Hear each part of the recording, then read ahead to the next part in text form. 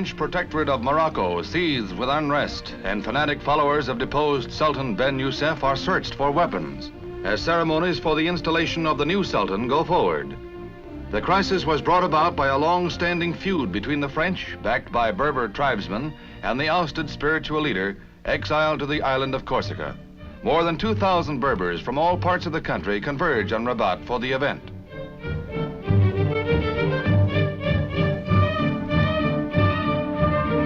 The new Sultan, 64-year-old Sidi bin Arafa, acknowledges the salutes and the plaudits of the faithful who have accepted him as their spiritual leader.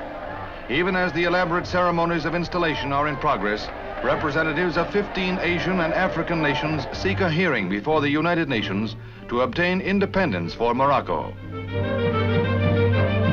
At the palace, French Governor General Guillaume presents the felicitations of his government to the new ruler.